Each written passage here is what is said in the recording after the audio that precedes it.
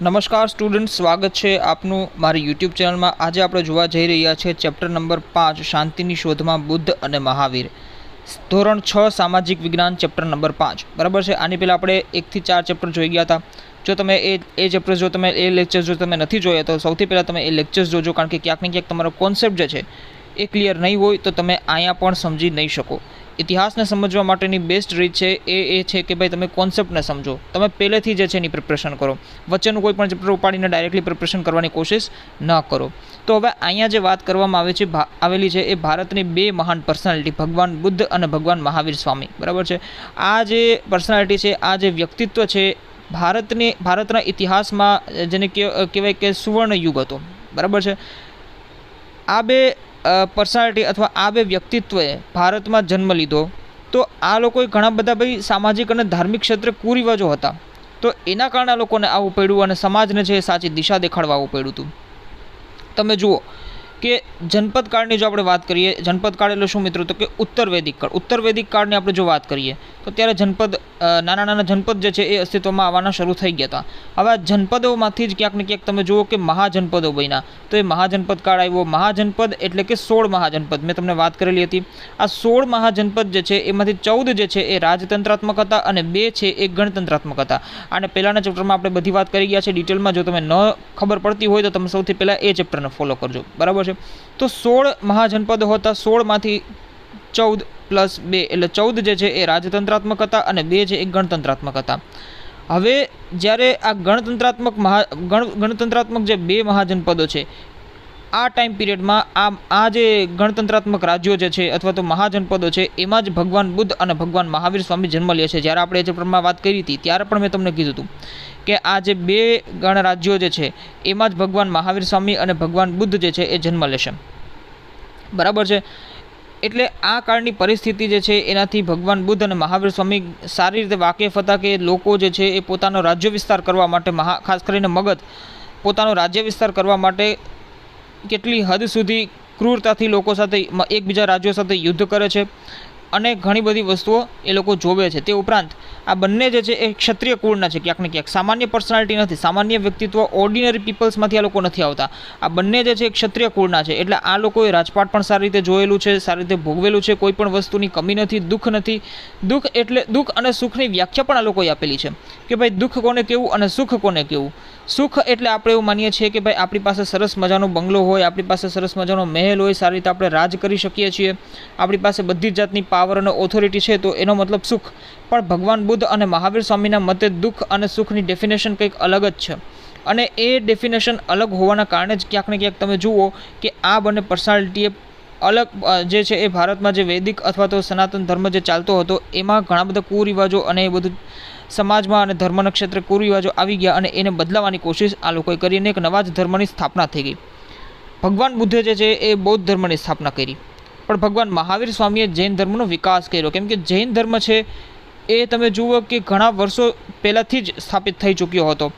જૈન ધર્મના 24 તીર્થંકરો છે, બરાબર છે। આ 24 તીર્થંકરોમાંના જે મહાવીર સ્વામી છે એ 24મા તીર્થંકર છે।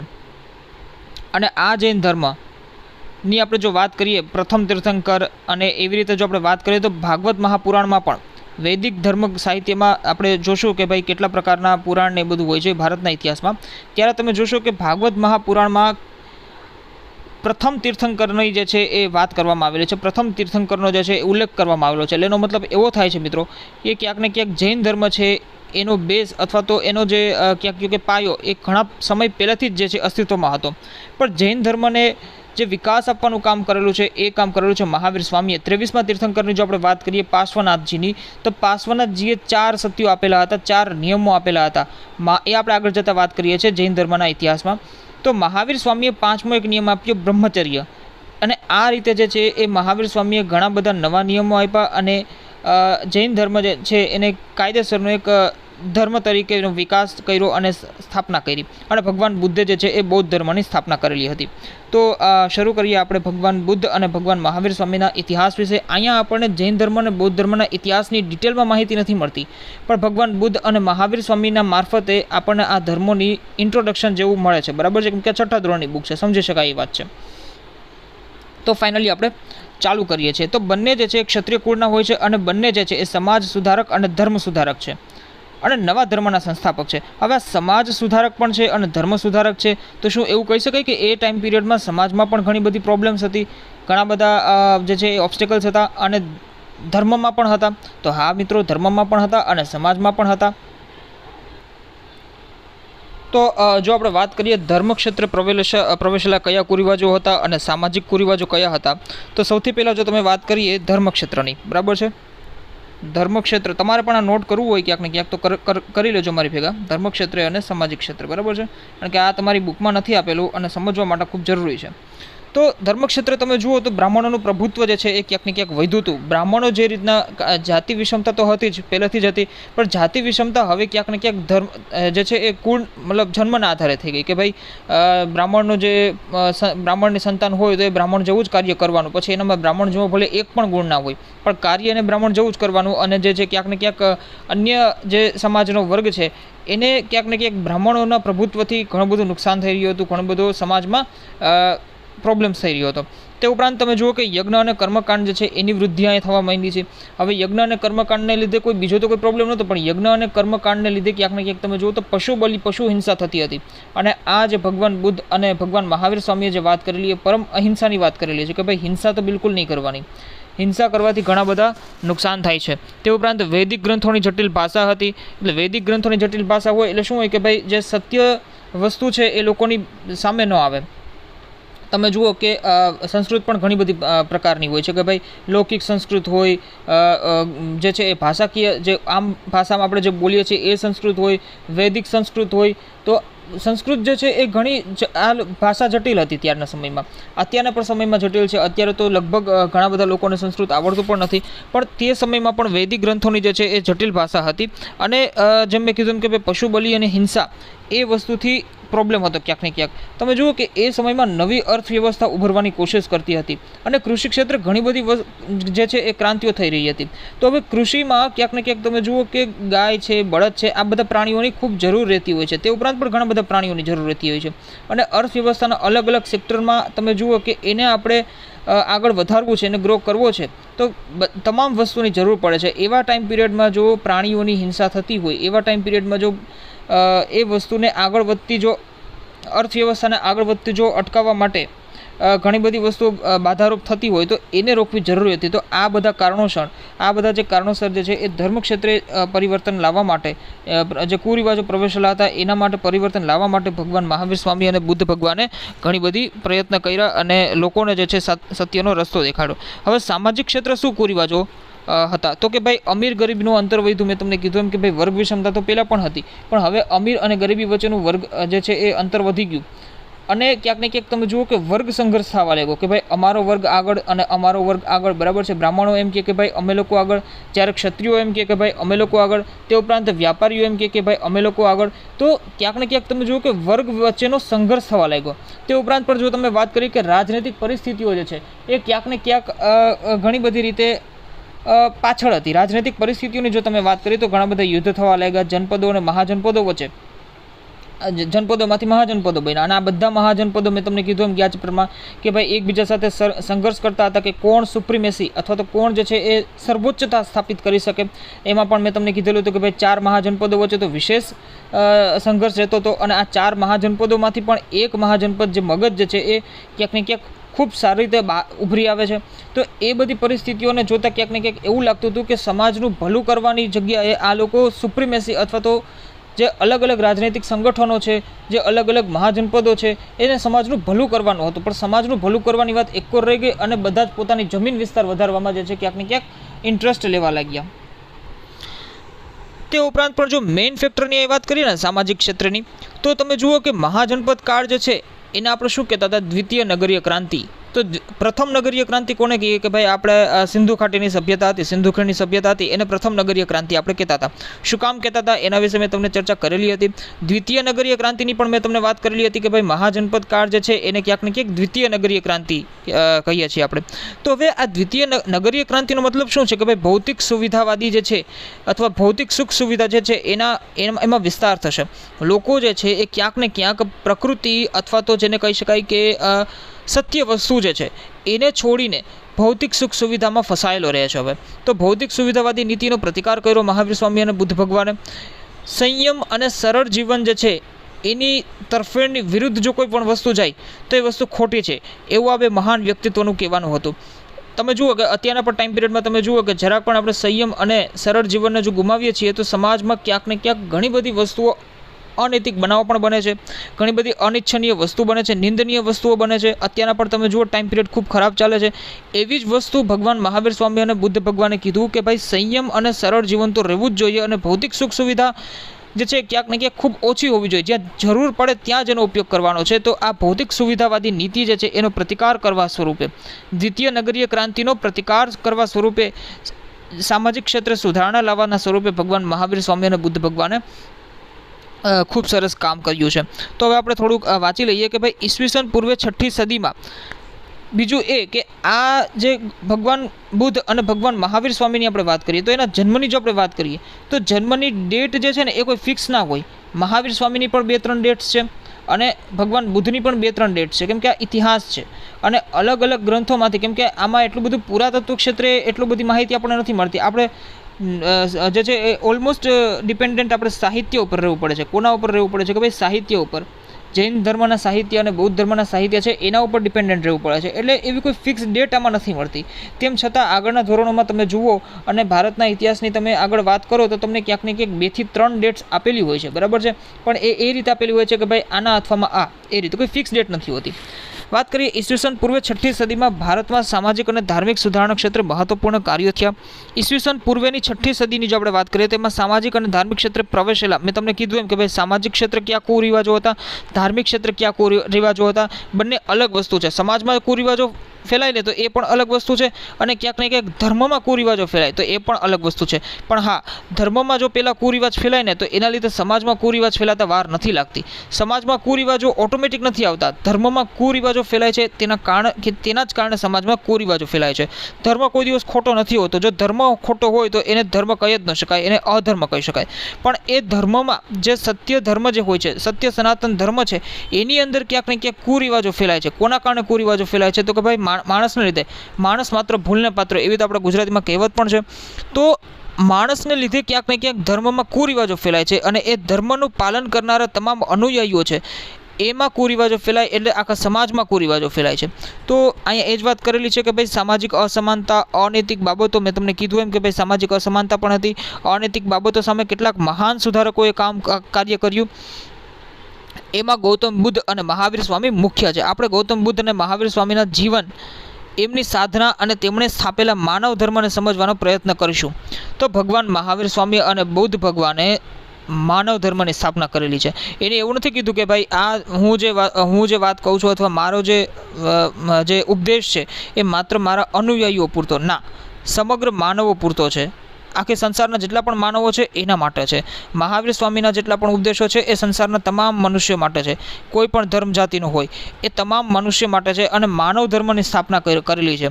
આ લોકોએ પોતાના ધર્મની માત્ર સ્થાપના નથી કરેલી, પોતાના ઉપદેશોને લોકો સુધી પહોંચાડવાનો પ્રયત્ન એ રીતે નથી કરેલો કે ભાઈ અમે સર્વોચ્ચતા સ્થાપિત કરીએ, આખા સંસારમાં જે છે અમે સર્વોચ્ચતા સ્થાપિત કરીએ. એ રીતે આનું કામ નહોતું. આનું કામ હતું કે લોકોને પ્રેમ અને અહિંસાવાદી નીતિથી આપણે સુધારીએ, સમાજનું ભલું થાય એ રીતે કામ કરીએ. ગૌતમ બુદ્ધની જો આપણે વાત કરીએ તો એના પ્રારંભિક જીવનની આપણે વાત કરીએ. સૌથી પહેલાં તો ગૌતમ બુદ્ધ અને બૌદ્ધ ધર્મ વિશે જાણવા માટે આપણને જાતક કથાઓ અને બૌદ્ધ ગ્રંથો ત્રિપિટકમાંથી આપણને માહિતી મળે છે. બૌદ્ધ ધર્મના સાહિત્યની જો આપણે વાત કરીએ ને તો બૌદ્ધ ધર્મના સાહિત્યમાં ત્રિપિટક એ બહુ મહત્વનો રોલ પ્લે કરે છે. ત્રિપિટકનો મતલબ શું થાય? ત્રિપિટક એટલે 3 પિટકની વાત છે. પિટક એ ગ્રંથ છે અને આ 3 પિટક છે. ત્રિ એટલે 3, સુત્ત પિટક, વિનય પિટક અને અભિધમ્મ પિટક. આના વિશે ડિટેલમાં અત્યારે જવાની કોઈ જરૂર રહેતી નથી. પણ તમે એટલું યાદ રાખો કે ભાઈ આ જે 3 પિટક છે આ પાલી ભાષામાં લખાયેલા છે. કઈ ભાષામાં લખાયેલા છે મિત્રો? આ ત્રિપિટક કઈ ભાષામાં લખાયેલા છે તો કે ભાઈ પાલી ભાષામાં લખાયેલા છે. પાલી ભાષાની આપણે વાત કરીએ તો સરળ ભાષા હતી તે ટાઈમ પિરિયડમાં. સુત્ત પિટક, વિનય પિટક અને અભિધમ્મ પિટકની આપણે વાત કરીએ છીએ. સુત્ત પિટકમાં જો આપણે વાત કરીએ તો સુત્ત પિટક જે છે એ સૌથી મોટો અને સર્વોચ્ચ પીટક છે કયો છે? શુદ્ધ પીટક, બરાબર છે. એટલે આટલી વસ્તુ, આટલી ઇન્ફોર્મેશન તમારા માટે અત્યારે ઇનફ છે. 6th સ્ટાન્ડર્ડમાં છો તમે, અને જે લોકો કોમ્પિટિટિવ્સ માટે પ્રિપરેશન કરે છે એ તમે 6ઠ્ઠા ધોરણની બુક વાંચો છો. તો શુદ્ધ પીટકની જો આપણે વાત કરીએ તો સૌથી મોટો અને સર્વોચ્ચ પીટક છે. તે ઉપરાંત પણ વિનય પીટક અને અભિધમ પીટક, આ ત્રણેય પીટક જે છે એનું સંકલન એટલે એને કહેવાય ત્રિપીટક. આ ત્રિપીટક ખૂબ ઇમ્પોર્ટન્ટ છે. તો ભારતમાં હિમાલય ક્ષેત્ર તરફ નેપાળની તરાઈમાં કપિલવસ્તુ નામનું રાજ્ય હતું. હવે તમે જો ચેપ્ટર નંબર 4ની હું તમને વાત કરું તો ચેપ્ટર નંબર 4માં ચલો આપણે જઈએ. ચેપ્ટર નંબર 4માં ગણરાજ્યો વિશે મેં તમને વાત કરેલી હતી. આ ગણરાજ્યોમાં એક વર્ડ આવે છે વૈશાલીનું વજ્જી રાજ્ય. આ વૈશાલીના વજ્જી રાજ્યમાં શાક્ય જે છે એ ક્યાંક ને ક્યાંક 8 કે 9 જાતિના લોકોએ, જો અહીં લખ્યું છે 8 કે 9 જાતિના લોકોએ પોતાનું રક્ષણ કરવા જે સંઘરાજ્ય સ્થાપ્યું. તો આ જાતિ છે, આ તમામ જે છે જાતિ છે એમાંની એક શાક્ય જાતિ છે, બરાબર છે. આ શાક્ય જાતિ જે છે એ ક્યાંક ને ક્યાંક તમે જુઓ કે અહીંયા આગળ આવશે, બરાબર છે. ભગવાન બુદ્ધની જાતિ વિશે આપણે વાત કરીએ ત્યારે તમને ખબર પડશે. અત્યારે જો તમને વાત કરું કે ભારતમાં હિમાલય ક્ષેત્ર તરફ નેપાળની તરાઈમાં કપિલવસ્તુ નામનું રાજ્ય છે. તરાઈ એટલે બીજું કાંઈ નહીં, તમે ભૂગોળમાં ભણશો કે આ ભૌગોલિક સ્થાન વિશે અહીં વાત કરેલી છે. તરાઈ એટલે શું? તો કે જો ભાબર, તરાઈ, બાંગર અને ખાદર, આ 4 પ્રકારની જમીનના, અથવા તો જેને કે હિમાલયના ક્ષેત્રના, હિમાલયની જે જમીન છે એને 4 પ્રકારમાં આપણે વેચીએ છીએ. ભૂગોળમાં તમે ભણશો આ વસ્તુ. ભાબર, તરાઈ,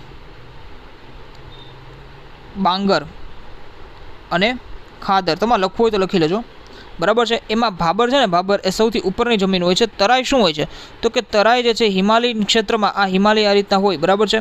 હિમાલયના ક્ષેત્રોમાં જે ભીનાશવાળો અને દલદલીય જે વનથી ભરપૂર વિસ્તાર છે ને એ તરાઈ ક્ષેત્ર કહેવાય છે. તો નેપાળ છે ને ક્યાંક ને ક્યાંક તરાઈ વિસ્તાર. નેપાળમાં તમે જુઓ કે ભાબરનો વિસ્તાર પણ આવે છે, પણ નેપાળમાં તરાઈનો વિસ્તાર પણ આવે છે કે ભીનાશવાળો એકદમ દલદલીય વિસ્તાર હોય, વનથી ભરપૂર હોય. એના વિશે આપણે ડિટેલમાં ભૂગોળમાં જોશું, પણ અહીંયા ભૌગોલિક સ્થાન સમજાવવાની જરૂર હતી એટલા માટે મેં તમને આટલી વસ્તુ કહી દીધી. તો ભારતમાં હિમાલય ક્ષેત્ર તરફ નેપાળની તરાઈમાં કપિલવસ્તુ નામનું રાજ્ય હતું, અને કપિલવસ્તુના ક્ષત્રિયો શાક્ય કહેવાતા. મેં તમને કીધું એમાં શાક્ય, હવે તમને ખબર પડી ગઈ ને કે કોણ છે શાક્ય. શાક્ય એ જ છે ચેપ્ટર નંબર 4માં આપણે ગણરાજ્યો વિશે જોયું હતું. તો વજ્જીનું જે ગણરાજ્ય બન્યું હતું, કોઈનું? વજ્જી. વજ્જી સંઘ જે બન્યો હતો, વજ્જી સંઘમાં 8 થી 9 કેટલી 8 થી 9 જાતિના લોકોએ ભેગું મળીને વજ્જી સંઘ બનાવ્યું હતું. અને આ 8 થી 9 જાતિની અંદર ક્યાંક ને ક્યાંક તમે જુઓ એક શાક્ય નામની એક જાતિ હતી, એને પણ આમાં પાર્ટ લીધો હતો ગણરાજ્યોમાં. તો આ ભગવાન બુદ્ધનો જે જન્મસ્થળ છે એ આ કપિલવસ્તુના ક્ષત્રિયો કહેવાય કે શાક્ય હતા એ હતું, બરાબર છે. અને એ ગણરાજ્ય હતું, મેં તમને વાત કરેલી એમ.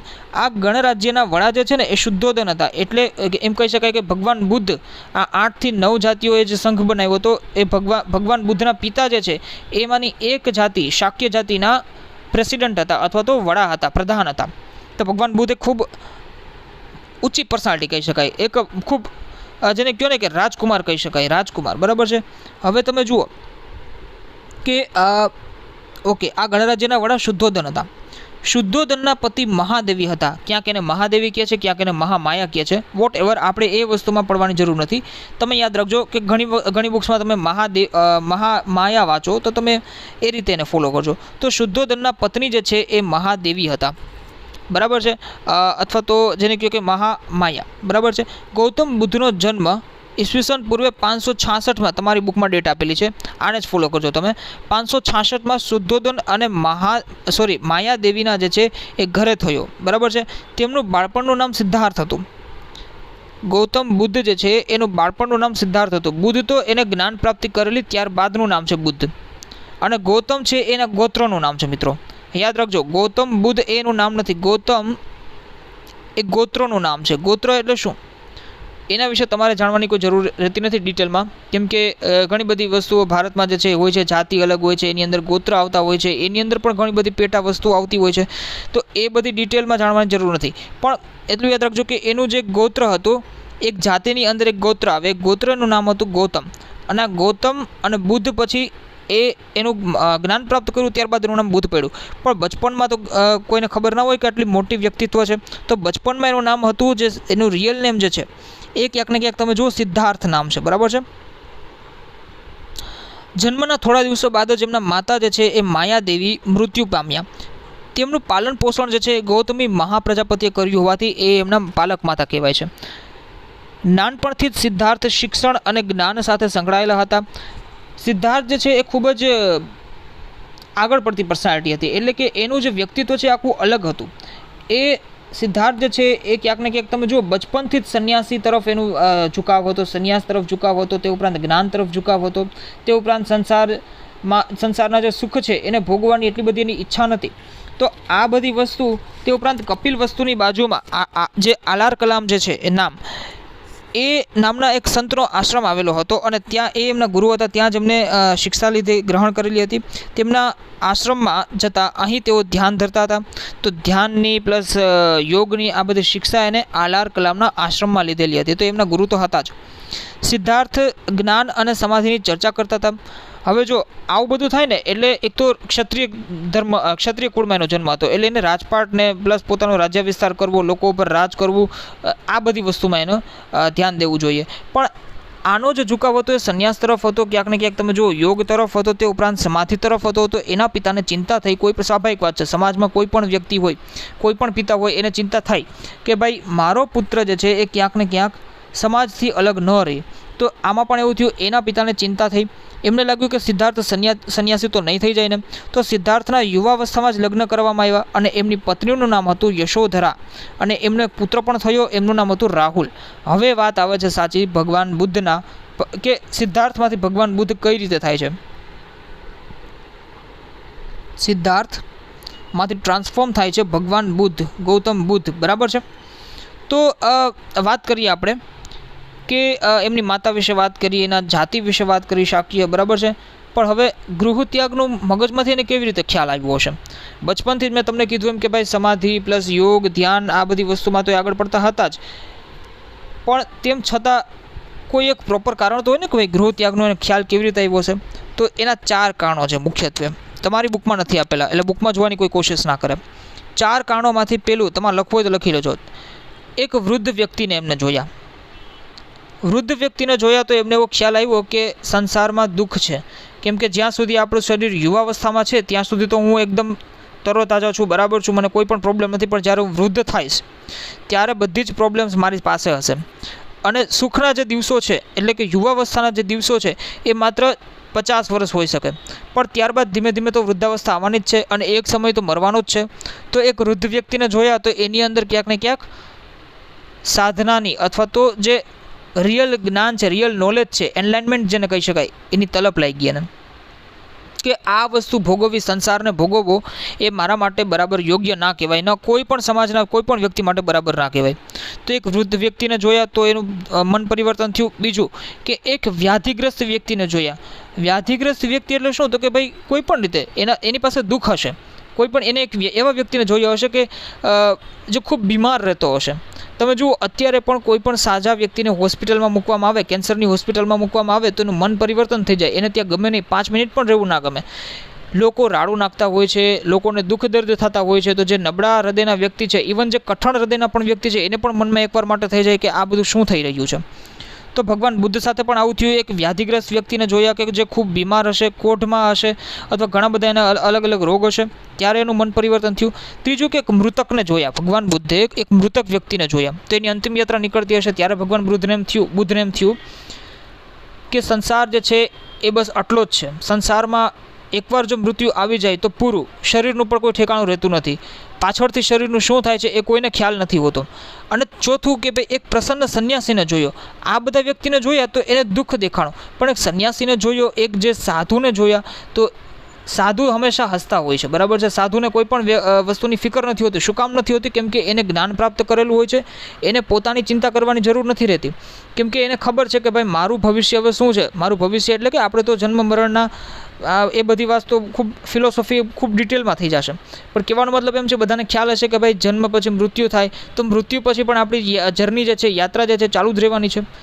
તો સંન્યાસીને ખબર હોય કે ભાઈ મારી યાત્રા હવે આગળ સુખ તરફ જવાની છે. શરીર છૂટી જશે પણ હું તો યાત્રા કરું જ છું, અને મારી યાત્રા સુખ તરફ જવાની છે. તો પ્રસન્ન સંન્યાસીને જોયા. તો આ 4 વ્યક્તિને જોયા ને ત્યારે ક્યાંક ને ક્યાંક છે ભગવાન બુદ્ધને એવું થયું કે મારે પણ ગૃહ ત્યાગ કરવો જોઈએ અને એનલાઇનમેન્ટ પ્રાપ્ત કરવું જોઈએ, એચીવ કરવું જોઈએ, એટલે સત્ય જ્ઞાન પ્રાપ્ત કરવું જોઈએ. તમે ભગવાન બુદ્ધની જે ફોટોગ્રાફ છે એ તમે જુઓ. તો પાછળ તમને ચક્ર દેખાય છે. ચક્ર જે છે જ્ઞાનનું પ્રતીક છે. હવે એ દૈવીય શક્તિ ધારણ કરે છે. તો લગભગ 30 વર્ષની વયે, ક્યારે તો કે 30 વર્ષની વયે જ્ઞાન પ્રાપ્તિ અને સત્યની શોધ માટે, જ્ઞાન પ્રાપ્તિ પ્લસ સત્યની શોધ માટે તેમણે પોતાના રાજવી પરિવાર રાજ્યનો ત્યાગ કરી સંન્યાસી બનવાનું નક્કી કર્યું. તો હવે ભાઈ એમને તો કોઈ પરમિશન ના આપે માતા પિતા કે ભાઈ હા સંન્યાસી થઈ જાય, તો શું કર્યું કે ભાઈ એક રાત્રે એમના સારથી છન્ન, સારથીનું નામ હતું છન્ન, અને પોતાના પ્રિય ઘોડા કંથકને લઈને રાજ્ય બહાર આવેલ નદી કિનારે ગયા. પોતાના રાજવી પોશાકનો એને ત્યાગ કરી નાખ્યો અને છન્નને પોતાના તમામ આભૂષણો આપી અને કંથકને લઈને, કંથક કોણ તો કે ભાઈનો ઘોડો, એને લઈને રાજમહેલ જવાની આજ્ઞા આપી દીધી અને પોતે સંન્યાસીના ભગવા કપડાં ધારણ કરી અને જંગલ તરફ ગયા. તમે આના વસ્ત્રો જુઓ ભગવાન બુદ્ધના, આવા વસ્ત્રો ધારણ કરી અને પોતે વન તરફ પ્રસ્થાન કર્યું. એને તો ગૃહત્યાગ બાદ, ગૃહત્યાગ તો થઈ ગયો, હવે એના ગૃહત્યાગ બાદ જે છે એ રાજગૃહ અને પછી પુરુવેલા નામના સ્થળે ગયા. સૌથી પહેલાં ગૃહત્યાગ કર્યો એટલે રાજગૃહમાં ગયા, રાજગૃહમાં ગયા અને ત્યારબાદ પુરુવેલામાં ગયા, પુરુવેલા નામના સ્થળે ગયા. અહીંયા 5 બ્રાહ્મણો સાથે એને તપશ્ચર્યા શરૂ કરી. અન્ન જળનો ત્યાગ કર્યો, કેમ કે બ્રાહ્મણ જો વૈદિક ધર્મનું પાલન કરનારા જે રિયલ બ્રાહ્મણ જે છે એ લોકો અન્ન જળનો પણ ત્યાગ કરે. તમે જૂની ધાર્મિક સિરિયલમાં જોયું હશે કે ભાઈ અલગ અલગ શરીરનું પોસ્ચર બનાવે, ક્યાંક તો એક પગ ઊભો રાખે, ક્યાંક 2 હાથ ઉપર જોડેલા રાખે, એ રીતે કરી અને ક્યાંક ને ક્યાંક ઓમ નમો ભગવતે વાસુદેવાય આવા બધા મંત્રોનો જે સતત જાપ કરે. તો એવું જ જે છે અન્ન જળનો ત્યાગ કરી શરીરને કષ્ટ આપવાથી એને જ્ઞાન પ્રાપ્ત નહીં થાય એવું આને રિયલાઇઝ થયું. બ્રાહ્મણો જે રીતે કરતા એ વસ્તુ આને ફોલો કરી, પણ એ બધી વસ્તુમાં અન્ન જળનો ત્યાગ પણ કરવો પડે અને તે ઉપરાંત શરીરને કષ્ટ પણ થાય છે. તો આ બધું કરવાથી જ્ઞાન પ્રાપ્ત નહીં થાય એવું ભગવાન બુદ્ધને લાગ્યું. હવે અધ્યાત્મ માર્ગ અને પોતાની તૃષ્ણાઓ, તૃષ્ણાઓ એટલે શું તો કે પોતાની ઈચ્છાઓ, ડિઝાયર જેને કહી શકાય. તો અધ્યાત્મ માર્ગ અને પોતાની તૃષ્ણાઓ ઉપર વિજય મેળવવો એ જ મનુષ્યનું મોટું કર્તવ્ય છે. આની તમે ડીપલી ફિલોસોફી જુઓ તો કહેવાનો મતલબ એવો છે કે શરીરને કષ્ટ આપવું, તે ઉપરાંત અન્ન જળનો ત્યાગ કરવો, એ વસ્તુથી ક્યાંક ને ક્યાંક તમે જુઓ કે સફળતા મળે એવું જરૂરી નથી. કેમ કે તમારી અંદર ઈચ્છાઓ રહેલી છે, તમારી અંદર તૃષ્ણાઓ છે, ડિઝાયર છે, મારે ખાવું છે, મારે પીવું છે, પણ તમે ધરાર કરીને નથી ખાતા. તે ઉપરાંત તમારી અંદર ઈચ્છાઓ છે કે ક્યાંક ને ક્યાંક તમારી અંદર ઈચ્છા છે કે ભાઈ શરીરને કષ્ટ નથી આપવું, પણ તેમ છતાં તમારે જબરદસ્તી શરીરને કષ્ટ આપવું પડે છે. હવે એવું કરીએ કે આપણે ઈચ્છાઓને જ મારી નાખીએ તો કે મારે અન્ન જળ પણ નથી ખાવું, મને ઈચ્છા જ નથી અન્ન જળ ખાવાની, શરીરને કષ્ટ થાય છે ભલે થતો, મને સુખની કોઈ ઈચ્છા નથી, મતલબ ઇન્દ્રિય સુખની કોઈ ઈચ્છા નથી. તો આનો કહેવાનો અર્થ એવો છે કે જે મૂળ છે ને, મૂળ એને જ તમે મારી નાખો. કોઈ ખરાબ વસ્તુ, ખરાબ વૃક્ષ છે અથવા તો નીંદણ છે એ આપણને નડતું હોય, નીંદણનો મતલબ તમને બધાને ખબર હશે, તો નીંદણ આપણને નડતું હોય તો નીંદણને મૂળમાંથી સમાપ્ત કરવું જોઈએ. નીંદણના ઉપરના પાંદડા કાપીને કંઈ મતલબ નથી, તો નીંદણ પાછું ઉગી જશે. ઈચ્છાઓનો જો તમે નાશ નથી કરતા તો ક્યાંક ને ક્યાંક તમે જો ગમે એટલું શરીરને કષ્ટ આપશો, અન્ન જળનો ત્યાગ કરશો, પણ ઈચ્છાઓને જ જો નાશ નહીં થાય તો એ પાછું વસ્તુ જે છે ક્યાંક ને ક્યાંક સંસારમાં પાછી લાગી જ જવાની છે વસ્તુ. તો આની ફિલોસોફી એવી છે કે તૃષ્ણાનો ત્યાગ કરો, ડિઝાયર જે છે એનો ક્યાંક ને ક્યાંક તમે ત્યાગ કરો. 4 અહીંયા વર્ડ્સ અથવા તો ટર્મ્સ જે છે એ આપેલી છે.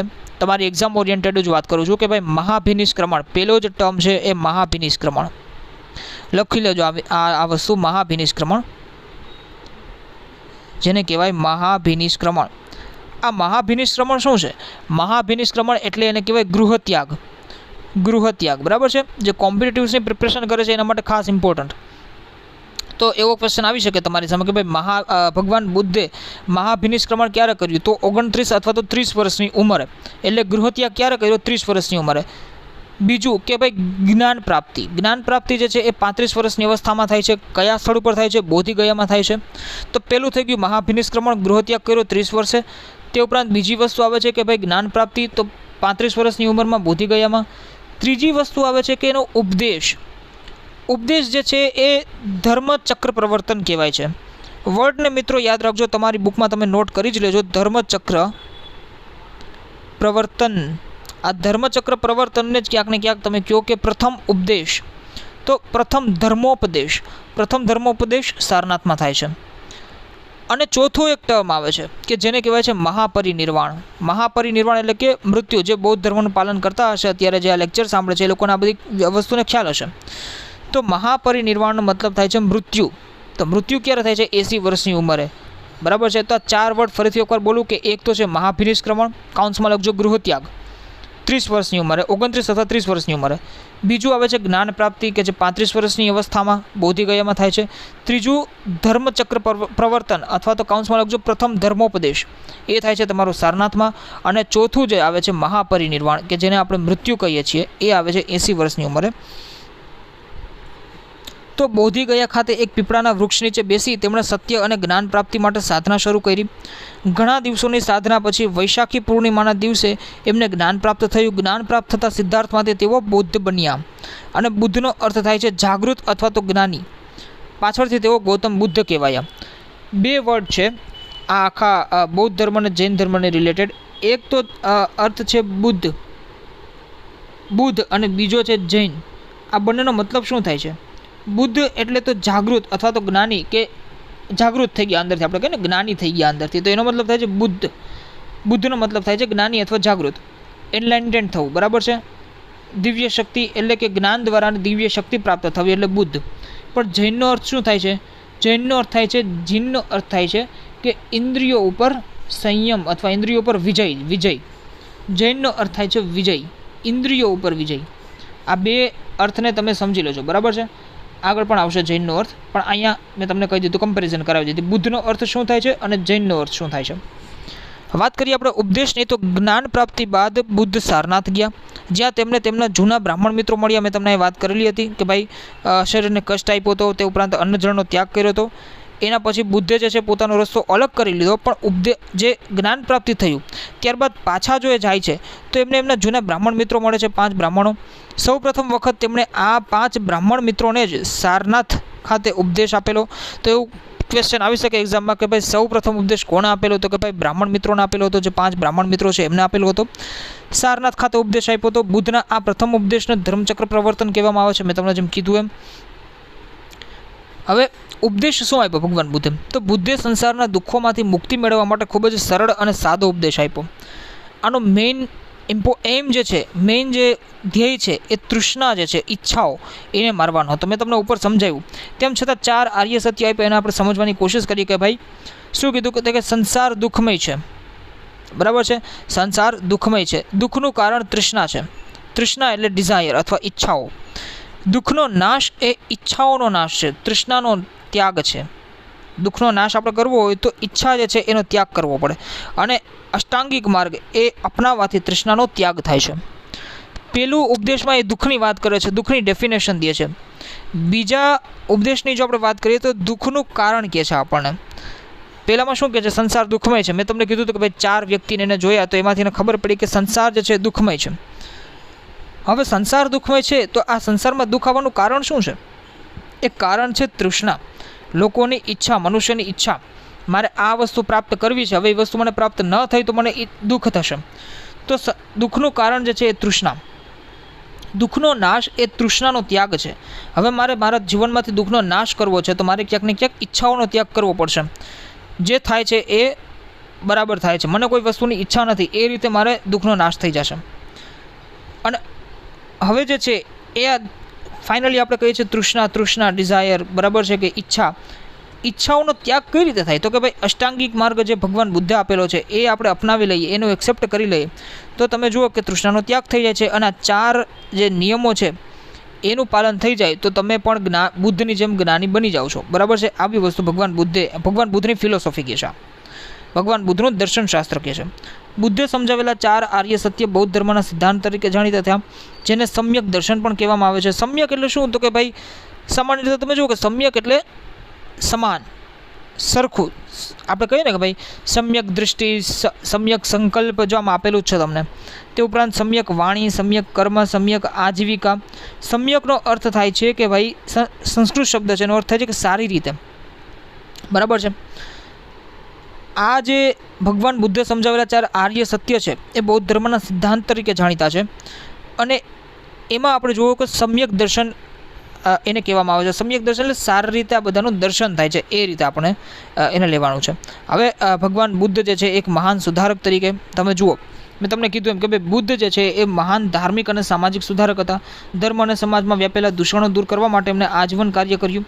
તેમના અનેક શિષ્યો થયા. અનેક રાજાઓ અને રાજ્યો તેમના માનવ ધર્મથી પ્રોત્સાહિત થયા અને એમણે નીચે મુજબના સુધારાઓ કર્યા. તમે જુઓ કે બુદ્ધ ધર્મ જે છે એ વિશ્વના ઘણા બધા દેશોમાં ફેલાયો, ખાસ કરીને એશિયાના ઘણા બધા દેશોમાં ફેલાયેલો છે.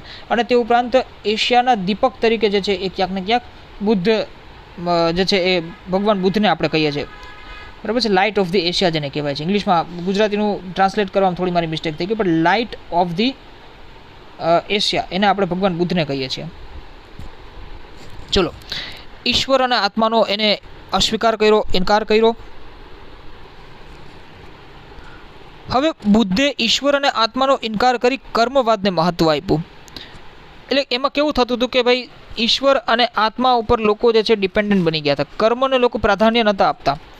તો એમના મતે જો ઈશ્વર હોય તો દુઃખ સંભવે જ નહીં. એટલે ભગવાન બુદ્ધની ફિલોસોફી એવું કહે છે કે જો ઈશ્વર અસ્તિત્વમાં છે તો પછી દુઃખ હોવું જ ના જોઈએ. કેમ કે લોકો જે છે પોતાના કર્મને ભૂલી ગયા હતા અને સંપૂર્ણ ડિપેન્ડન્ટ થઈ ગયા હતા ઈશ્વર ઉપર.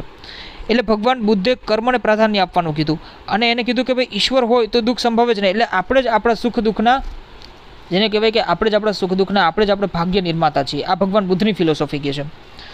તો ભગવાન બુદ્ધની ફિલોસોફી શું કહે છે કે ભાઈ આપણે જ સુખ દુઃખના ભાગ્ય, આપણે જ આપણા ભાગ્ય નિર્માતા છે. ઈશ્વર ઉપર આપણે ડિપેન્ડન્ટ નથી રહેવાનું. આત્માના કલ્યાણમાં રત રહેવાને બદલે વર્તમાન કાળમાં સદવિચારયુક્ત જીવવું જોઈએ. ભવિષ્યમાં શું થશે, ભવિષ્યના સુખની ચિંતા કરવા કરતાં વર્તમાનમાં જો તમે સદવિચારવાળા થઈ જાઓ, વર્તમાનમાં જો તમે તમારા જીવનને ક્યાંક ને ક્યાંક સત્યના રસ્તે લઈ જાઓ તો તમારું ભવિષ્ય એમ પણ બેટર રહેવાનું છે. અત્યારે જો તમે એક્ઝામની પ્રિપરેશન કરશો તો 1 વર્ષ પછી જો તમારી એક્ઝામ આવવાની છે તો એમાં તમે 100% સફળ થવાના છો. પણ તમે એવો વિચાર કરશો કે 1 વર્ષ પછી એક્ઝામ આવશે કે નહીં આવે અને હું કેવું પરફોર્મન્સ કરીશ, અને એ વિચારમાં જો તમે અત્યારનું પણ તમે વાંચતા નથી અથવા તો લેક્ચર્સ નથી જોતા તો ક્યાંક ને ક્યાંક તમે સફળ નથી થવાના. તો એ જ ભગવાન બુદ્ધની ફિલોસોફીને આપણે આપણા જીવનમાં પણ એપ્લાય કરી શકીએ કે આત્માના કલ્યાણમાં રત રહેવાને બદલે વર્તમાન કાળમાં સદવિચારયુક્ત જીવન જીવવું જોઈએ, જેથી આપણું ભવિષ્ય એમ પણ સુધરી જવાનું છે.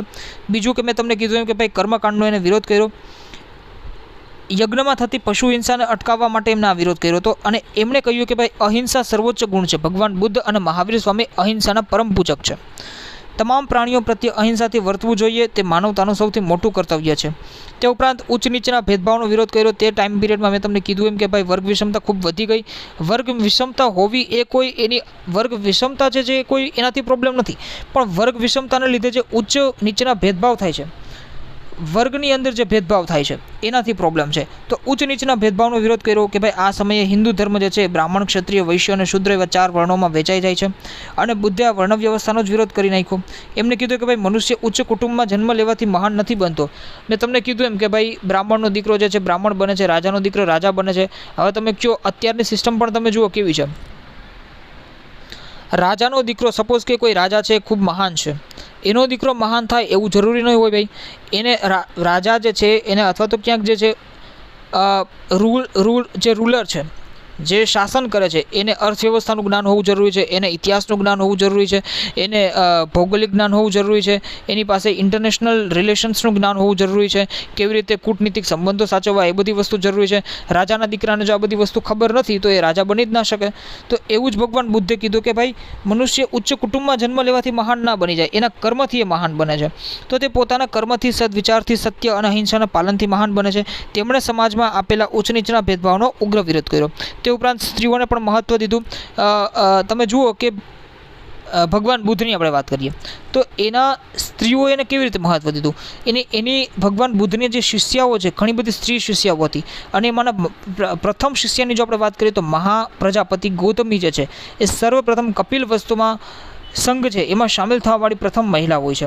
આ તમને ટેક્સ્ટબુકમાં નથી આપેલું પણ હું તમને ઇન્ફોર્મેશન દઉં છું. તો સ્ત્રીઓને પણ એને ઘણું બધું મહત્ત્વ દીધું કે ભાઈ પોતાને ઉદ્ધાર કરવો અથવા તો જેને કહેવાય કે નિર્વાણનો માર્ગ છે માત્ર પુરુષો માટે જ નથી પણ સ્ત્રીઓ માટે પણ સાધના અને કર્તવ્યથી નિર્વાણ જે છે એ કરી શકે છે. એટલે માનવ ધર્મમાં પુરુષો જેટલું જ મહત્ત્વ સ્ત્રીઓને પણ આપેલું હતું. હવે નિર્વાણની જો આપણે વાત કરીએ, ભગવાન બુદ્ધના નિર્વાણની જો આપણે વાત કરીએ, એટલે કે એના મૃત્યુની જો આપણે વાત કરીએ, મૃત્યુ તો ના કહી શકાય કેમ કે ખૂબ મોટી પર્સનાલિટી છે, આવી વ્યક્તિત્વ નિર્વાણ જ પામતી હોય છે. તો બુદ્ધને વૈશાખી પૂર્ણિમાએ બોધિ વૃક્ષની છાયામાં જ્ઞાન પ્રાપ્ત થયું હતું. જ્ઞાન પ્રાપ્ત કરી બુદ્ધ ભારતમાં સમાજ અને ધર્મમાં સુધારા કરતા રહ્યા. અનેક લોકોને તેમને સદમાર્ગે વાળ્યા. સત્ય અને અહિંસાના ઉપદેશ આપી માંસાહાર અને ઉચ્ચ નીચના ભેદભાવનો વિરોધ કર્યો. અહિંસાના પૂજારક હતા એટલે માંસાહારનો તો વિરોધ કરવાના જ. તે ઉપરાંત 80 વર્ષની વયે કુશીનારામાં તેમનું અવસાન થયું હતું. તેઓ નિર્વાણ પામ્યા અને પરંતુ વિશ્વભરમાં આજે પણ તેમના વિચારો ધર્મ જે છે એ જીવંત છે. આજે પણ બૌદ્ધ ધર્મનો ખૂબ મોટો વર્ગ જે છે એ અસ્તિત્વ ધરાવે છે. બરાબર છે. તો આ રીતે અહીંયા તમને બૌદ્ધ ધર્મની ઇન્ફોર્મેશન આપેલી હતી, અથવા તો તમે એમ કહી શકો કે ભગવાન બુદ્ધના ઇતિહાસની ઇન્ફોર્મેશન આપેલી હતી.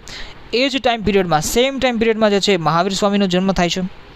મહાવીર સ્વામીની જો આપણે વાત કરીએ તો જે ભગવાન બુદ્ધનું કાર્ય હતું, જે ભગવાન બુદ્ધના વિચારો હતા, ઓલમોસ્ટ એવા જ વિચારો ભગવાન મહાવીર સ્વામીના હતા. પણ તમે જુઓ કે ભગવાન મહાવીર સ્વામી અને બૌદ્ધ ધર્મની જે સામ્યતા છે એના વિશે જો હું તમને પહેલાં થોડીક ચર્ચા કરી લઉં. મહાવીર સ્વામીને આપણે આગળ ભણીએ એ પહેલાં તમને એ વચ્ચેનું શું સામ્ય હતું, શું ઇક્વાલિટી હતી, એની જો આપણે થોડીક ચર્ચા કરીએ તો આગળ તમને સમજવામાં સારી રીતે રહેશે. બરાબર છે. તો શું સામ્યતા હોય? ભગવાન બુદ્ધની જો આપણે વાત કરીએ તો એને પણ કીધું સંસાર દુઃખોથી ભરેલો છે. ભગવાન મહાવીર સ્વામીની જો આપણે વાત કરીએ તો એને પણ કીધેલું કે ભાઈ સંસાર જે છે એ દુઃખમય છે. તે ઉપરાંત બંને લોકોનું જે છે પરમ લક્ષ્ય શું હોય છે તો કે ભાઈ નિર્વાણની પ્રાપ્તિ. નિર્વાણની પ્રાપ્તિ એટલે નિર્વાણ અને મૃત્યુમાં ડિફરન્ટ છે. મૃત્યુ એટલે સામાન્ય રીતે મરી જવું તે, અને નિર્વાણ એટલે જ્ઞાન અને સાધનાયુક્ત શરીરને છોડવું એ નિર્વાણ છે. તો મહાવીર સ્વામી કહો કે ભગવાન બુદ્ધ કહો, બંનેનું પરમ લક્ષ્ય શું હતું કે ભાઈ નિર્વાણની પ્રાપ્તિ. તે ઉપરાંત બંને જે છે કર્મવાદ, પુનર્જન્મ, અહિંસા આ બધી વસ્તુમાં માનતા હતા. બરાબર છે. સદાચાર હોવું જોઈએ. કર્મવાદ અને પુનર્જન્મમાં એના ઉપર લોકોને બળ દીધું કે ભાઈ પુનર્જન્મની જો વાત કરીએ તો પુનર્જન્મને સમજાવવાની કોશિશ કરેલી છે. ભગવાન બુદ્ધે અને મહાવીર સ્વામીએ પુનર્જન્મને પણ સમજાવવાની સારી રીતે કોશિશ કરેલી છે. બરાબર છે. આત્માનું અસ્તિત્વ શું છે આ બધી વસ્તુને સમજાવવાની કોશિશ કરેલી છે. તે ઉપરાંત બંનેનો જે બેઝ છે, બંનેના જે સિદ્ધાંતો આપેલા છે, પ્રિન્સિપલ્સ આપેલા છે, એનો જે બેઝ છે, એનો જે મૂળ પાયો છે એ તમે જુઓ ક્યાંકથી ક્યાંક ઉપનિષદોના ટચમાં આવે છે. ઉપનિષદ એનો જે સ્ત્રોત છે એ ઉપનિષદોમાંથી જ આવે છે. તે ઉપરાંત બંને જે છે એને જન્મના વર્ણ વ્યવસ્થા, એટલે કે જન્મ આધારે જે વર્ણ વ્યવસ્થા હતી કે ભાઈ આ રાજાનો દીકરો રાજા બને, આનો જે છે એ વ્યાપારીનો દીકરો વ્યાપારી જ બને, તો એ વર્ણ વ્યવસ્થાની જગ્યાએ એ લોકોએ કીધું કે ભાઈ કર્મ આધારિત વર્ણ વ્યવસ્થા હોવી જોઈએ. તો આ 5 જે છે એ ઇક્વલિટી આ બુદ્ધ ભગવાન અને જૈન ધર્મના જે ઉપદેશો છે એમાં જોવા મળે છે આપણને. બંને જે છે એ લગભગ ઇક્વલ કામ કરેલું છે. તે ઉપરાંત આપણે વાત કરીએ મહાવીર સ્વામીની તો બૌદ્ધ ધર્મની જેમ જ ભારતીય સમાજ જીવનમાં જૈન ધર્મનું પણ અગત્યનું સ્થાન છે. જૈન ધર્મમાં તમે જુઓ તો 24 તીર્થંકરો છે ટોટલ. બૌદ્ધ ધર્મ જે છે એ અહીંયા આ ટાઈમ પિરિયડમાં સ્થાપના થાય છે, પણ જૈન ધર્મ જે છે એનો વિકાસ થાય છે. જૈન ધર્મની સ્થાપના તો ક્યાંક ને ક્યાંક ઘણા સમય પહેલાંથી છે. મેં તમને કીધું એમ કે ભાઈ ભાગવત મહાપુરાણમાં પણ ઋષભદેવજી જે છે પ્રથમ તીર્થંકર એનો ઉલ્લેખ જોવા મળે છે. તો 24મા તીર્થંકર તરીકે મહાવીર સ્વામી હોય છે અને એ જૈન ધર્મનો વિકાસ કરે છે. આગમ ગ્રંથો જે આપણે જેમ બૌદ્ધ ધર્મમાં આપણે જોયું તો કે ભાઈ ત્રિપિટક, તો ત્રિપિટક જે છે એમના મુખ્ય ગ્રંથો છે. એ રીતે જૈન ધર્મની જો વાત કરીએ તો આગમ ગ્રંથો જે છે એ જૈન ધર્મનો મુખ્ય ગ્રંથ છે. ટોટલ કેટલા આગમ ગ્રંથો હોય છે? 12 આગમ ગ્રંથો હોય છે. ત્રિપિટકની આપણે વાત કરીએ તો 3 પિટક હતા, 3 પિટકોથી બન્યું ત્રિપિટક. આગમ ગ્રંથો જે છે એ ટોટલ 12 આગમ ગ્રંથો હોય છે અને એમાંથી આગમ ગ્રંથો બને છે. 12 ભેગા થાય એટલે આગમ ગ્રંથો. અને જેમ હિન્દુ ધર્મમાં ભગવદ્ ગીતાનું મહત્ત્વ છે, જેમ એ જ સ્થાન ઉપર જૈન ધર્મમાં જે છે એ આગમ ગ્રંથોને તમે રાખી શકો. તે ઉપરાંત આ ગ્રંથો પ્રમાણે જૈન ધર્મના પ્રથમ તીર્થંકર ઋષભદેવ છે, જેને આપણે આદિનાથ પણ કહીએ છીએ. 23મા તીર્થંકર પાર્શ્વનાથ હોય છે. પાર્શ્વનાથની જો આપણે વાત કરીએ તો એ જે છે કાશીના રાજા અશ્વસેનના પુત્ર હોય છે. એમણે 30 વર્ષની વયે જ ગૃહત્યાગ કરી અને સંન્યાસી બની જૈન ધર્મનો ઉપદેશ આપ્યો હતો. તેમણે વૈદિક ધર્મ અને કર્મકાંડ તથા જાતિ પ્રથાનો વિરોધ કર્યો હતો. જેમ ભગવાન બુદ્ધે જે કાર્ય કર્યું એ જ પાર્શ્વનાથજીએ કર્યું. 23મા તીર્થંકર સત્ય, અહિંસા, અસ્તય અને અપરિગ્રહનો ઉપદેશ આપ્યો. આ 4 વસ્તુ જે છે એની આગળ આપણે ચર્ચા કરશું. બરાબર છે. શું છે આ 4 વસ્તુ એની આગળ ચર્ચા કરશું. પણ સત્ય, અહિંસા, અસ્તય અને અપરિગ્રહનો ઉપદેશ પાર્શ્વનાથજીએ આપેલો હતો. ભગવાન મહાવીર સ્વામીએ 24મા તીર્થંકર હતા, એને એક ઉપદેશ અથવા તો એને એક જે છે એને કહી શકાય કે એનો ઉપદેશનો વધારો કર્યો એ હતું બ્રહ્મચર્ય. તેમના પછી 24મા અને છેલ્લા તીર્થંકર મહાવીર સ્વામી હોય છે અને મહાવીર સ્વામી વિશે જ આપણે જાણવાનું છે. મહાવીર સ્વામીના પ્રારંભિક જીવનની જો આપણે વાત કરીએ, સૌથી પહેલાં એના જન્મની જો વાત કરીએ કે ભાઈ મહાવીર સ્વામીની જન્મ ડેટ, તો 2 ડેટ્સ તમે મગજમાં રાખજો કે 599 બિફોર ક્રાઇસ્ટ એરા, ઈસા પૂર્વ 599, 600 કહી શકો મોટે ભાગે, બરાબર છે. અથવા તો બીજી ડેટ એ પણ આવે છે કે 540 બિફોર ક્રાઇસ્ટ એરા. ડેટ્સ તમને આ રીતે કોઈ જનરલી પૂછશે નહીં, કેમ કે આ બધી ડેટ્સ કોઈ ફિક્સ ના હોય, એટલે એક્ઝામમાં જનરલી ડેટ્સ ના આવતી હોય, બરાબર છે. પણ તમારા ધ્યાનમાં રહીએ એટલા માટે હું તમને ડેટ દઉં છું, તારીખ દઉં છું કે 599 બિફોર ક્રાઇસ્ટ એરા અથવા તો 540 બિફોર ક્રાઇસ્ટ એરા. અને વૈશાલી નજીક કુંડગ્રામમાં આનો જન્મ થાય છે. તે ઉપરાંત જાતિની જો વાત કરીએ ને તો જ્ઞાતૃક જાતિ હોય છે. આ જ્ઞાતૃક છે એ પણ ક્યાંક ને ક્યાંક તમે ચેપ્ટર નંબર 4 જુઓ, બરાબર છે. ફરીથી આપણે જોઈએ કે ભાઈ ગણરાજ્યવાળું આ વૈશાલીનું વજ્જી રાજ્ય છે. આમાં તમે જુઓ જ્ઞાતૃક આવે છે, તો આ જ્ઞાતૃક અને શાક્ય એ બંને હવે તમને ખબર પડી ગઈ કે ગણરાજ્યો છે. તમને સારી રીતે યાદ રહી ગયું હશે, 8 કે 9 જાતિ હતી, એમાંથી આ 2 જાતિઓ જે છે ભગવાન મહાવીર સ્વામીની અને ભગવાન બુદ્ધની જે છે. વાત કરીએ આપણે આગળ. ઓકે, તો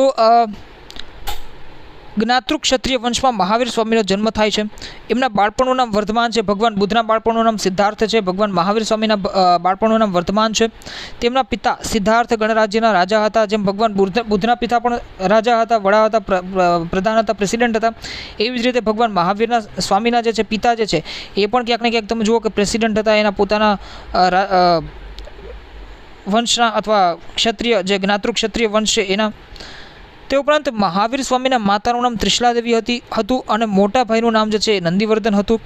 વર્ધમાન પોતે પણ ગૌતમ બુદ્ધની જેમ રાજકુમાર જ હતા. એમણે અનેક કલાનું જ્ઞાન મેળવ્યું હતું. તેમના લગ્ન રાજકુમાર યશોદા સાથે થયા હતા. અને વર્ધમાનની પુત્રીનું જે નામ છે એ પ્રિયદર્શિની હતું.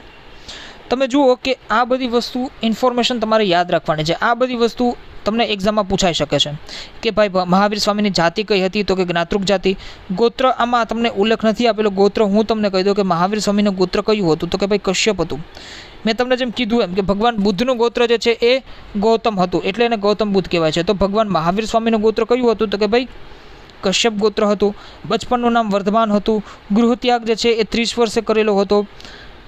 જ્ઞાન પ્રાપ્તિ જે છે એ 42 વર્ષે થાય છે. મહાવીર સ્વામીની જ્ઞાન પ્રાપ્તિ ક્યારે થાય છે, તો કે ભાઈ 42 વર્ષે, એટલે કે એને જ્યારે ગૃહત્યાગ કર્યો એમના 12 વર્ષ પછી જ્ઞાન પ્રાપ્તિ થાય છે. ભગવાન બુદ્ધને જ્ઞાન પ્રાપ્તિ ક્યારે થાય છે, 35 કે 36 વર્ષે થાય છે. તે ઉપરાંત જ્ઞાન પ્રાપ્તિ ભગવાન મહાવીર સ્વામીને રુજુપાલિકા નદીના તટે થાય છે અને પ્રથમ ઉપદેશ રાજગૃહમાં થાય છે. રાઈટ, હવે આપણે આગળ વધીએ. ઉપદેશની જો વાત કરીએ તો બુદ્ધની જેમ જ મહાવીર સ્વામી પણ સંસારને ભય અને દુઃખોથી ભરેલો માને છે. મેં તમને ઇક્વાલિટીની વાત કરેલી કે ભાઈ ભગવાન બુદ્ધ અને ભગવાન મહાવીર સ્વામી કઈ કઈ ક્ષેત્રે સમાનતાઓ છે બંનેના ઉપદેશોમાં. તો મેં તમને શરૂઆતમાં જ વાત કરેલી. તેઓ ઈશ્વરનો ઇનકાર કરે છે, ભાઈ ભગવાન બુદ્ધે પણ કરેલો. તેમના ઉપદેશને ત્રિરત્નના સિદ્ધાંત તરીકે ઓળખવામાં આવે છે અને તેમણે 5 વ્રતો આપેલા છે. તમે જુઓ કે ભગવાન બુદ્ધે 4 આર્ય સત્યો આપેલા હતા. ભગવાન મહાવીર સ્વામી 5 વ્રતોની વાત કરે છે. અહિંસાની, હવે આપણે થોડું ડિટેલમાં જાય. અહિંસાની વાત કરીએ તો મહાવીર સ્વામી માનતા કે ભાઈ હિંસા એ માનવ સમાજનું સૌથી મોટું દૂષણ છે. કોઈ પણ પ્રકારની હિંસા ન કરવી જોઈએ. એવું નહીં કે આપણે કોઈ પણ વ્યક્તિને મારી નાખીએ તો જ હિંસા થઈ કહેવાય. કોઈ પણ વ્યક્તિનું અપમાન કરવું એ પણ હિંસા બરાબર છે. કોઈ પણ વ્યક્તિને એની સેલ્ફ રિસ્પેક્ટ છે, સેલ્ફ રિસ્પેક્ટથી એને સમાજની વચ્ચે 5 માણસની વચ્ચેનું અપમાન કરવું તો એ પણ એનું મૃત્યુ બરાબર છે ને ભાઈ, એ પણ હિંસા બરાબર છે. માનસિક હિંસા એ પણ હિંસા બરાબર છે. એટલે જ મહાત્મા ગાંધી જે છે, મહાત્મા ગાંધીએ ક્યાંય પણ પોતાના જીવન દરમિયાન કોઈ પણ વ્યક્તિને મારવાની મનાઈ કરેલી હતી. એ ક્યાંક ને ક્યાંક કોન્સેપ્ટ જો તમે જુઓ તો જૈન ધર્મમાંથી એ કોન્સેપ્ટ લાવેલા હતા. મહાત્મા ગાંધીની જે આપણે વાત કરીએ એનું સાફ માનવું હતું કે ભાઈ અંગ્રેજોએ જે કોઈ પણ નીતિ લાવી, જે કોઈ પણ વસ્તુઓ ભારતના અર્થવ્યવસ્થા અને પોલિટિકલ સિસ્ટમ સાથે છેડછાડ કરેલી હતી, તો એનો ઉપાય એ લોકોને મારવું નથી. એનો ઉપાય જે છે એ શાંતિપૂર્ણ રીતે એની સામે લડાઈ કરવી છે, કૂટનીતિથી લડવું છે. કોઈ પણ વસ્તુનો જે છે એ વિરોધ કરવો એ મારીને જ વિરોધ થાય એવું જરૂરી ના હોય મિત્રો. આ હજારો વર્ષ પહેલાં મહાવીર સ્વામી આ વાત કરેલી હતી અને એને જ ક્યાંક ને ક્યાંક મહાત્મા ગાંધી ફોલો કરતા હતા. અને મહાત્મા ગાંધી પણ જેવી તેવી પર્સનાલિટી નથી. એ આધુનિક ભારતના ઇતિહાસમાં જ્યારે આવશે ત્યારે હું તમને એના વિશે ચર્ચા કરીશ કે મહાત્મા ગાંધી પર્સનાલિટી કેવી હતી, એ વ્યક્તિત્વ કેવું હતું. એના આગળથી પણ આપણે ઘણું બધું શીખવાનું છે. અને આ બધી વસ્તુઓ ભગવાન બુદ્ધ, ભગવાન મહાવીર સ્વામી, તે ઉપરાંત પણ આધુનિક ભારતમાં પણ ઘણા બધા મહાન વ્યક્તિત્વ થાય છે. સરદાર પટેલ જુઓ, તમે આંબેડકર જુઓ. આ બધી વ્યક્તિત્વને તમને શું કામ સમજવાની જરૂર છે? તમે એડમિનિસ્ટ્રેશનમાં જવાના છો અથવા તો તમે નોર્મલ લાઈફ આગળ પણ જીવવાના છો તો તમે એક સારા સમાજનું નિર્માણ કરી શકો.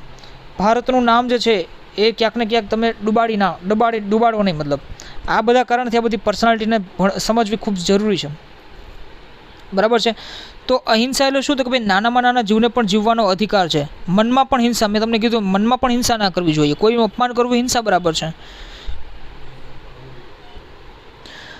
તો પ્રાણી માત્રની રક્ષા કરવી એ જ મનુષ્યનું સાચું કર્તવ્ય છે. એ આ અહિંસાનો મતલબ આ થાય છે. બરાબર છે. અહિંસાનો મતલબ સાચો સમજવો હોય ને, મહાત્મા ગાંધીનું જીવન ચરિત્ર વાંચી લેવાનું, એટલે તમને અહિંસાનો સાચો મતલબ જોવા મળશે. અને અહિંસામાં જે તાકાત છે એ ક્યાંક ને ક્યાંક તમે જુઓ કે મારકૂટમાં એ તાકાત નથી. સત્યની જો આપણે વાત કરીએ તો ક્યારેય અસત્યનું ઉચ્ચારણ ના કરવું જોઈએ. વિચાર્યા કે સમજ્યા વિનાનું બોલવું પણ ના જોઈએ. સત્યના પાલન માટે ક્રોધનો ત્યાગ કરવો જોઈએ અને સત્યનું હંમેશા દરેક પરિસ્થિતિમાં પાલન કરવું જોઈએ.